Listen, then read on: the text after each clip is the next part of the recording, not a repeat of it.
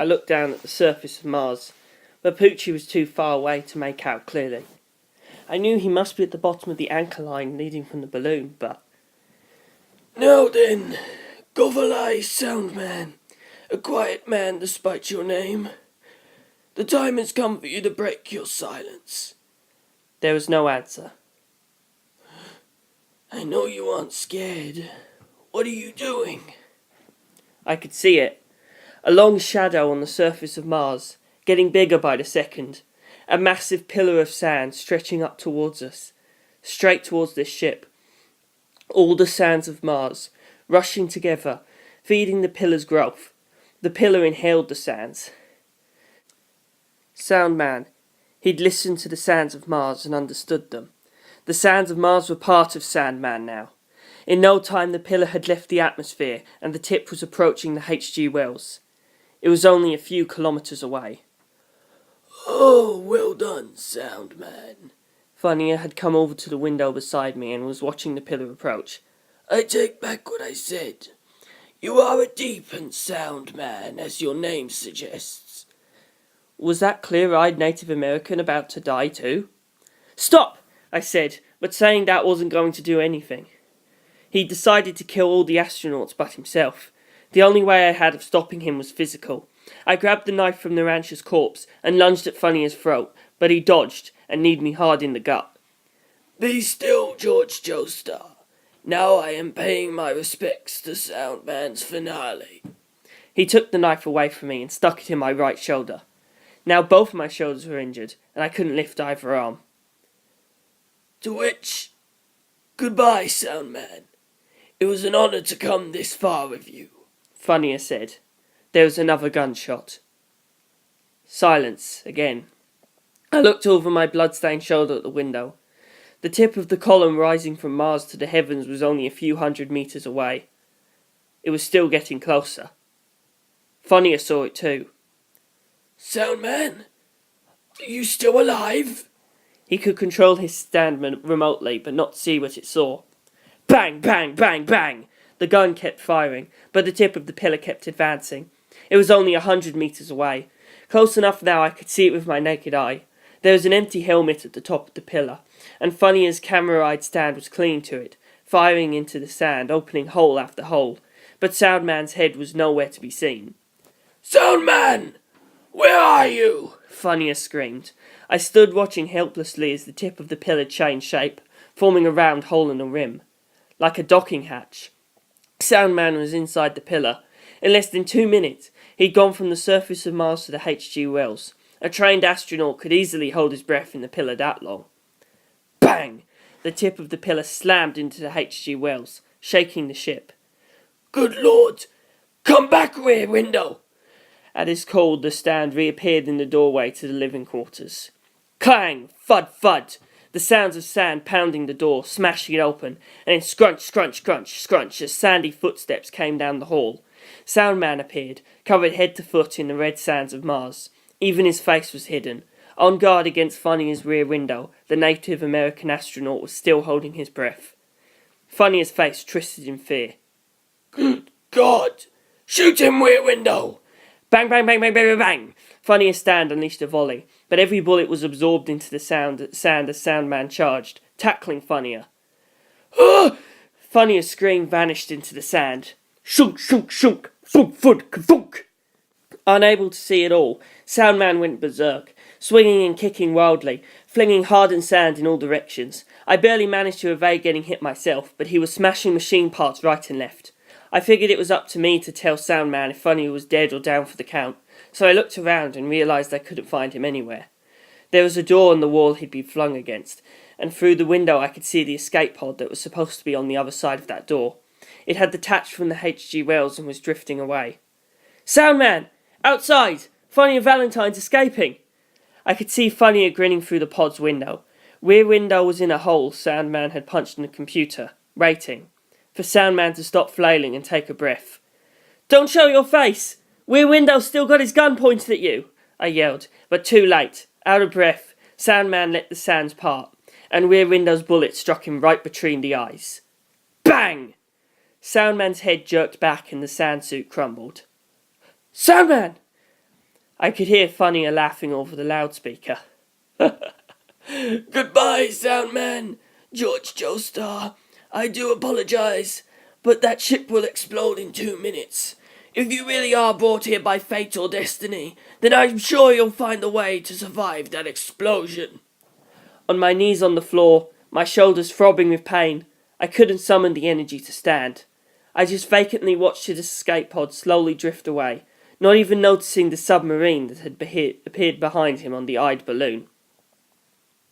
Astronauts suck ass at murder. They don't even know the basics. Double tap, motherfucker. One shot ain't enough.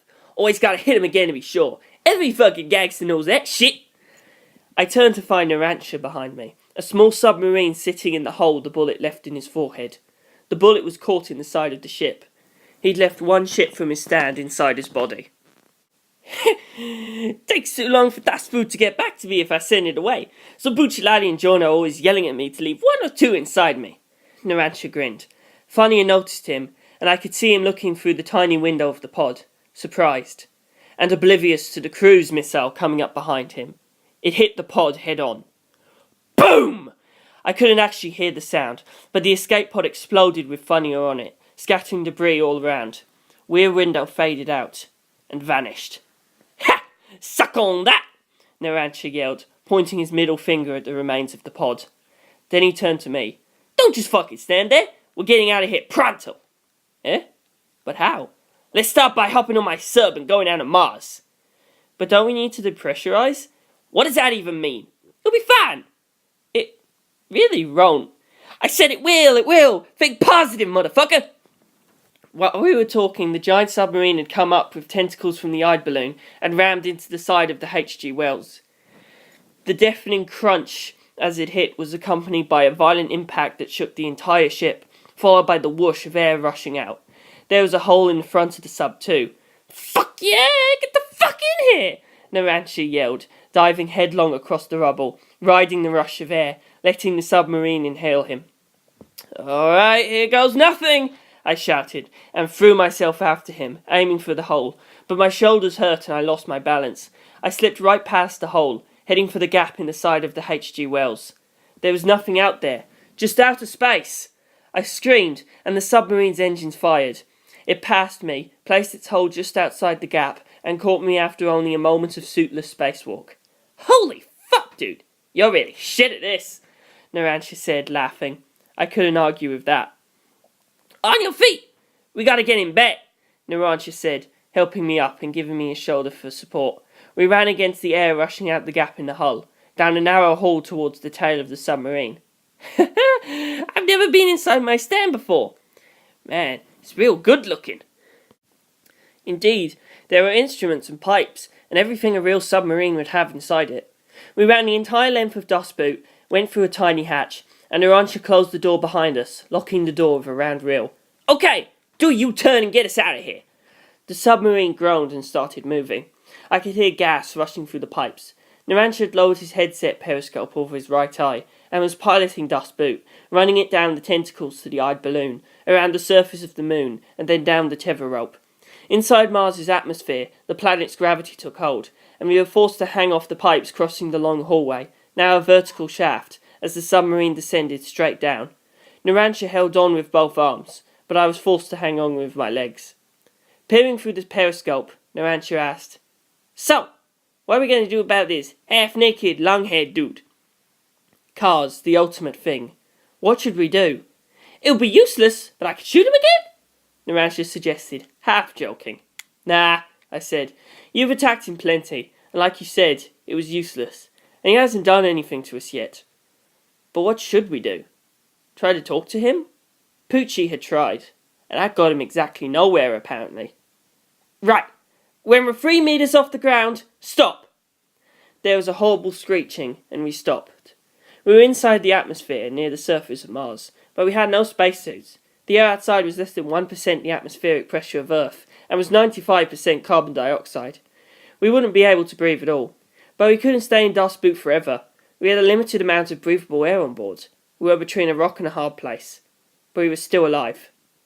The spaceship blew up, Narancia said, showing me the view through his headset. There were massive fireworks in the skies of Mars. There was also a moon with an eye rising in the sky. The eye met my gaze. Creepy, I said. As I handed the headset back to Narancha, we heard creaking outside the hatch. Someone was coming up the vertical hall. There was this big hole in the front of the sub, and outside that hole was... the half-naked dude's gone, Narancha said. Cars had invaded Das Boot. That meant he must be able to see Stans. The ultimate life form was getting closer. My body went rigid, when Narancha yelled down the hatch below us. Hey! I don't know what the fuck you are! Don't smash my sub! This room's the only place with air left! I'm sorry about attacking you earlier. Seriously, like, super duper, like, legit sorry.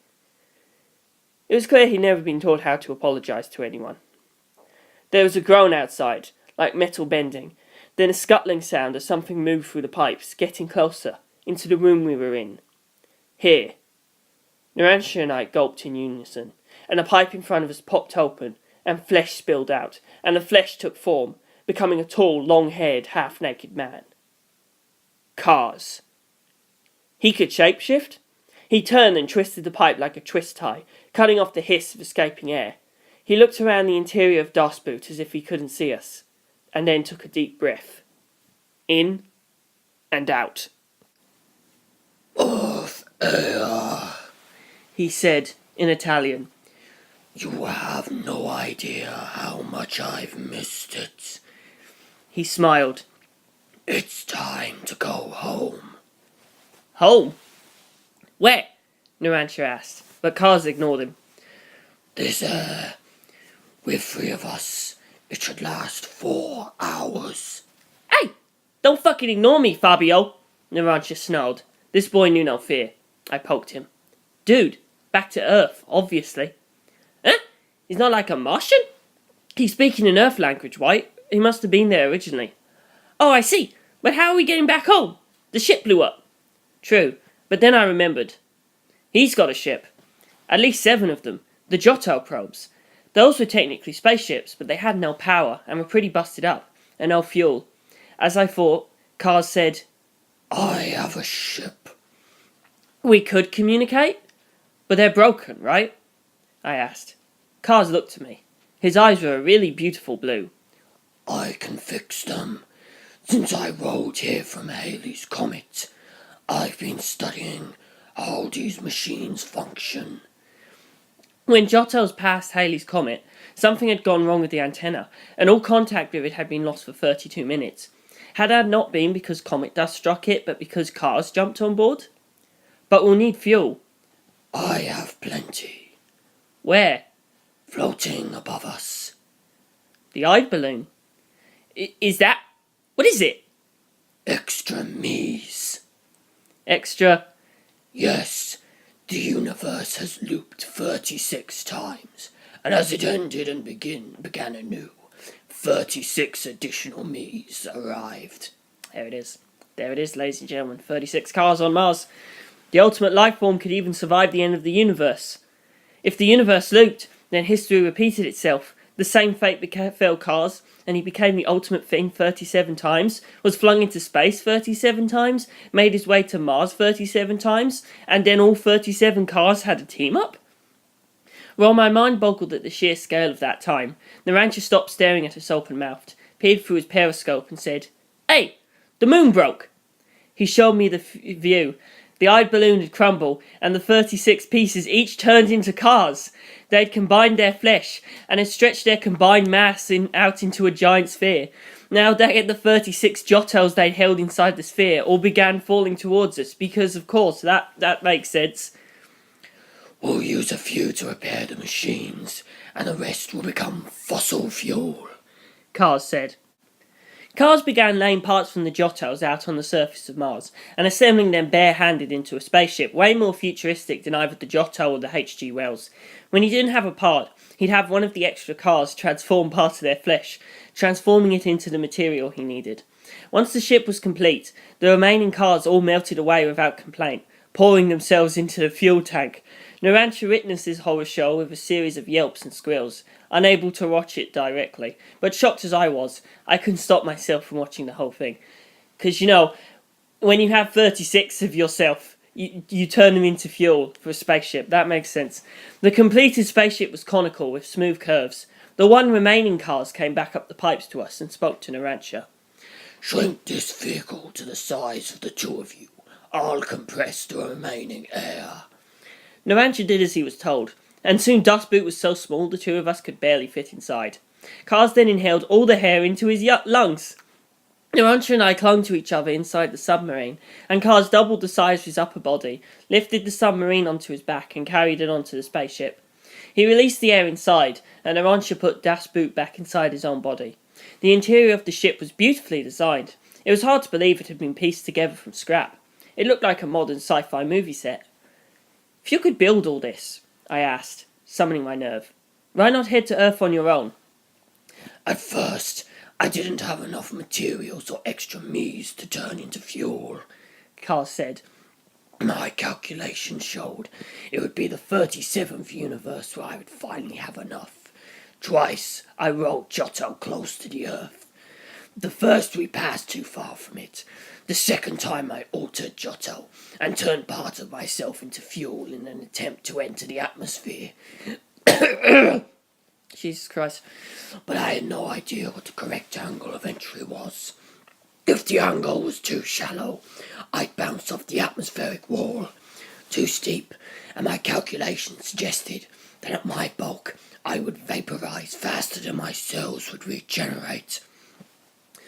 Even if I survived long enough to land, I would be critically injured. I'd be captured by humans who detected my entry and sent even farther away on a different rocket.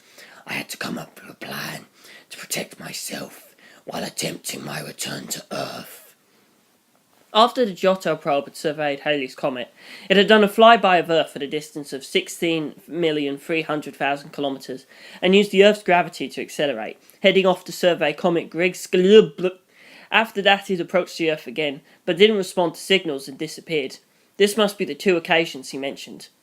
Countless asteroids hit the Earth daily, but almost none of them ever reach the surface because the speed with which they strike the atmosphere causes high pressurized convection heat, and the magnetic energy in the air causes radiation heat, which burns the meteors up before they land. Once I reached Mars, I patiently waited for the right time. The universe first looped 36 times, and I had enough fuel and materials. And in this 37th universe, I met an asteroid named Valentine. Funnier helped me draw up a plan for reentry, and negotiated a mutually profitable arrangement, in which, in exchange for his help, I agreed to not eat any Americans. I accepted his offer, and waited for him to arrive. I see. But why would Funnier want to help such a dangerous life form get back to Earth? Wait, eat? You eat people? I asked. Cars looked me right in the eye. Why do you think I would let you live? Like I said, we only have 4 hours worth of oxygen. Fueled by the extra me's, this ship would take approximately 6 months to reach Earth. You would never survive it. Remain calm and allow me to eat you. Wait, you survived all this time on Mars without eating anything, right? Narantia yelled. You could damn well last another 6 months, asshole! Narantia yelled. So what if we only have 4 hours worth of air? This ship we can do in 4 hours. As the universe looped 36 times, I have done laps of Mars without eating. Until today. While it's not my usual custom, think of it as a celebratory feast.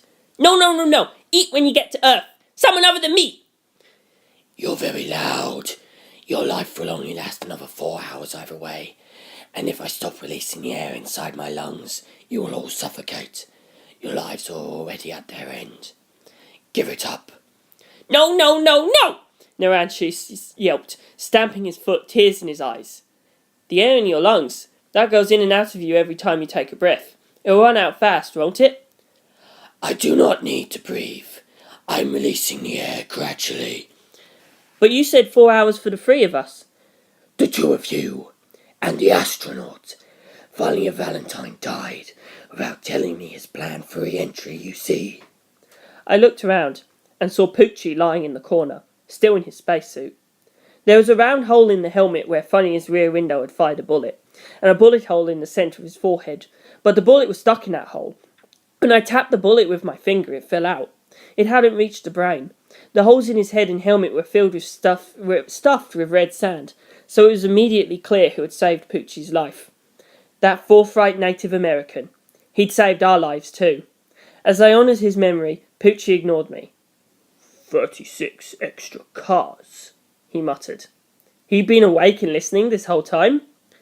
So with a boom we bounded off the surface of Mars, left the atmosphere for outer space, and Mars was soon vanishing in our wake. Narancia was lying in a heap on the floor, sobbing. Suddenly an electronic jingle next to him went boom, boom, boom, boom, boom, boom, and Narancia bounded up, the Pebble cell phone in his hand. I'd forgotten it even existed. Butcherelli! It's you, right? It is me, Narancia! So much has been going on, I forgot I had this phone! He shouted, excited. Buccialetti said something that clearly infuriated him. Huh? The fuck are you talking about? It's all gone to shit here. We ain't even in Morio anymore. We're on fucking Mars. Mars! The planet! Yeah! Huh? Then his face shifted to a sulk and he handed me the phone. Buccialetti wants to talk to you. I took the pebble and put it to my ear. Hello? Where are you and what are you doing? I will not tolerate fooling around. Fooling around? We are on a spaceship about to be eaten by the ultimate thing. I wanted to yell as loud as Narancia, but I restrained myself. We have a large number of Morio citizens hostage. We are treating them well, but we don't mind treating them less well. What the hell is he talking about? You gangsters sure like to talk like gentlemen, I said, but I know you were massacring people on Nero Island, trying to find your boss. The Ninja Moors and I had witnessed it. The islanders trying to get to the harbour, ambushed by those gangsters and slaughtered mercilessly. But Buccialetti answered, Massacre? What massacre? Don't play dumb. Those islanders were trying to escape by boat and you guys killed them. We don't kill civilians. Not officially, anyway. No, we swore an oath not to. Well, you've broken that oath. Wait, where did this massacre happen? On the west side of Nero Island at the harbour. We did a circuit of the island, but there was no harbour. But I'd seen it. I'm not lying. It seems not. I don't smell a lie, as strange as that may be to say on the phone. Someone must be hiding part of that island so it can't be seen from inside.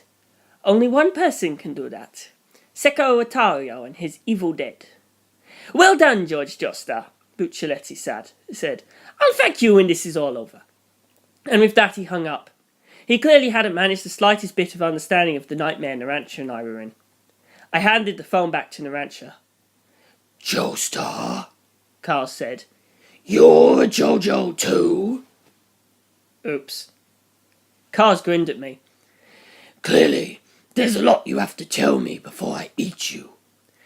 Trying not to panic, I prayed this conversation would last more than 4 hours. But what about me? Narancia shouted. Good luck? End of chapter 10.